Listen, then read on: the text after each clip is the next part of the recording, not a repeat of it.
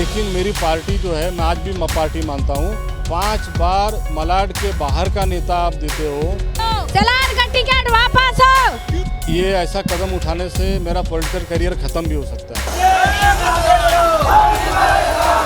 इतनी अच्छी पार्टी है, उसके अंदर कोई ना कोई एक ब्लैक मोल है जो असलम शेख के लिए काम करता है।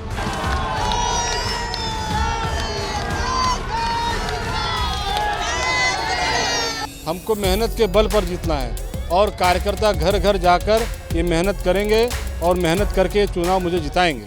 महाराष्ट्र चुनाव को मद्देनजर रखते हुए भाजपा ने पहली लिस्ट जारी कर दी, जिससे कई भाजपा के नेता नाराज दिखाई दिए। वहीं आज मुंबई के मलाड विधानसभा में पूर्व भाजपा के नेता ब्रिजेश सिंह ने अपक्ष उम्मीदवार के तौर पर नामांकन की प्रक्रिया शुरू कर दी है। आप देख सकते हैं, नामांकन का फॉर्म लेने जा रहे थे, तभी उन्हें इतना समर्थन मिला है। उनके समर्थन में जन सैलाब उमड़ गया है।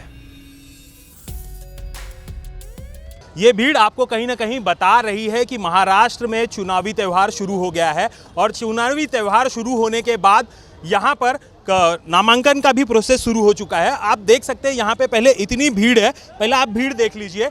कहीं ना कहीं ये वो भीड़ है जो जहाँ पे अक्सर असलम शेख चुनकर आते हैं। ये बताना जरूरी नहीं है कि इनकी जीत पक्की है कि नहीं, ये जनता बताएगी। आप क्या चाहते हैं, कौन जीतेगा यहाँ से?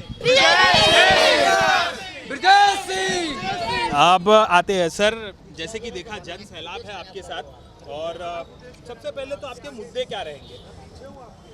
देखिए, मेरा मुद्दा जो है मलाड के लिए और ख़ासकर मालोनी के लिए ड्रग्स मुक्त कराना। यहाँ पर जो है नई पीढ़ी जो है बच्चों की, वो असलम शेख के छाया में, उसके सपोर्ट से यहाँ पर ड्रग्स का धंधा जो है बहुत तेज़ी से चल रहा है और पीढ़ियाँ बर्बाद हो रही हैं। वो पहला सबसे प्रायोरिटी होगा कि इसको कम करना, इसको ख़त्म करना, क्योंकि ये पीढ़ी जब बचेगी तब तो देश बचेगा ना। तो ड्रग्स का है, फिर आपका जो है, आप किसी भी गली कूचे में चले जाओ तो कोई सुविधा नहीं है, पानी की अव्यवस्था है।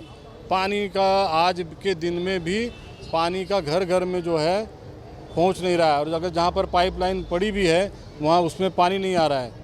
इतनी समस्या है कि आप किसी भी गली में चले जाओ तो पानी का बहुत बड़ा समस्या है, रोड की समस्या है। यानी जो बेसिक कम्युनिटीज़ है उससे लेकर राष्ट्र हित में जो जो काम होगा वो काम करने का निश्चय हम लोग ने किया है। सर, सबसे पहले आपको यहाँ पर चुनावी मैदान में खड़ा होना पड़ा, वो भी अपक्ष। देखा जाए मलाड विधानसभा के साथ इतना दुर्व्यवहार क्यों? पहले राम बरोड़ बाहरी, फिर ठाकुर रमेश सिंह बाहरी और अब विनोद सेलार बाहरी। देखिए, मेरा मुद्दा वही है।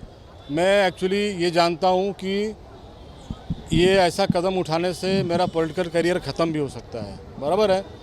लेकिन मेरी पार्टी जो है, मैं आज भी पार्टी मानता हूँ, पार्टी के जो वरिष्ठों तक ये मैसेज शायद यहाँ के जो लोकल लोग हैं, लोकल नेता होंगे, जो पार्टी के पदाधिकारी हैं या एमएलए हैं, एमपी है, अध्यक्ष हैं, वो पहुँचाते नहीं हैं। मोदी जी तो यहाँ इतना बड़ा देश और दुनिया देख रहे हैं, तो उनको तो बेचारे को ये नहीं पता ना कि मलाड में क्या स्थिति है। तो एक ही गलती है, आप जो है 5 बार मलाड के बाहर का नेता आप देते हो और वो हार जाता है। 1 बार हुआ, 2 बार हुआ, 3 बार, 4 बार, 5वीं बार आप दे रहे हो। तो 5वीं बार जब आप दे रहे हो तो इसका मतलब आप जानबूझ के गलती कर रहे हो। 2000 पहले जयप्रकाश ठाकुर गोरेगांव से इस तरह के लड़ाते थे, बाद में फिर राम बरोड़ आ गए, राम बरोड़ के बाद में रमेश ठाकुर आ गए। और तो जनता ये सोचती है कि ये आते हैं, लड़े और हार के चले जाते हैं, काम जो करता है वो वहीं का वहीं रह जाता है। हम लोग ने अपने काम को कभी भी रोका नहीं, अविरत काम करते रह गए।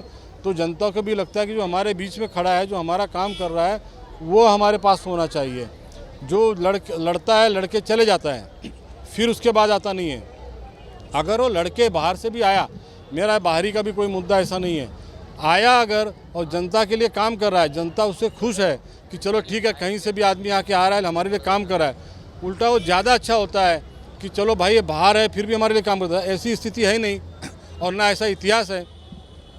आए, लड़े और चले गए, उसके बाद तो एक कार्यक्रम में भी नहीं आए, काम करने की तो बात छोड़ दो।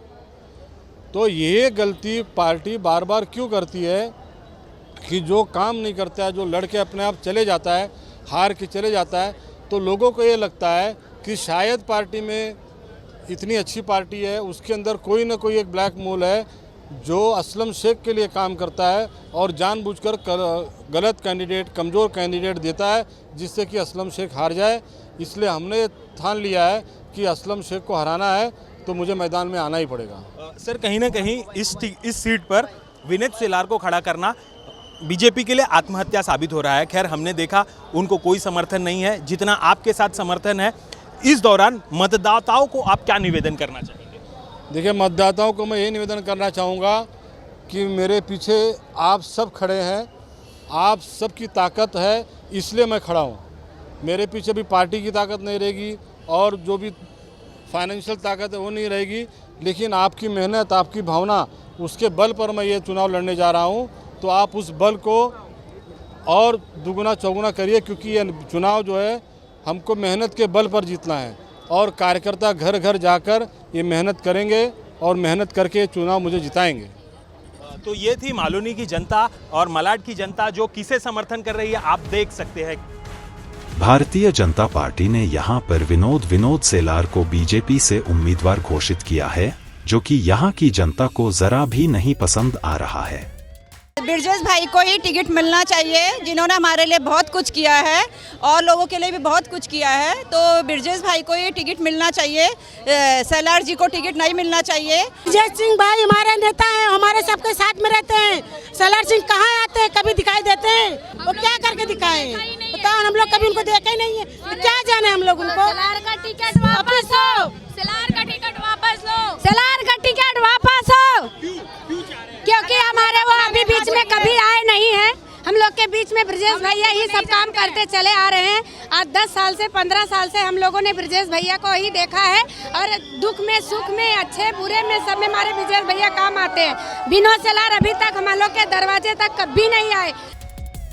यहाँ पर उपस्थित ब्रजेश सिंह ने नामांकन का पर्चा लिया और जल्द से जल्द भरने का दावा पेश किया।